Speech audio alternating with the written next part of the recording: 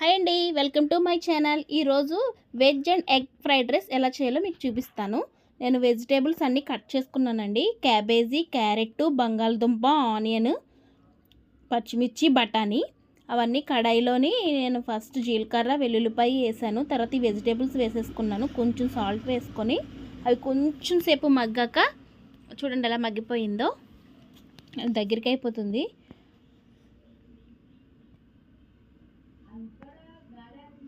అదన్నీ కొంచెం పక్కకు తీసేసుకొని ఒక ఎగ్ కొట్టుకొని, రైస్ని బట్టి ఒకటైతే ఒకటి, రెండైతే రెండు ఎగ్స్ కొట్టుకొని అవన్నీ కలిపేసి మిక్స్ చేయండి. కొంచెం పసుపు, కొంచెం కారం, రైస్ వేసుకొని అంతా మిక్స్ చేసుకోండి.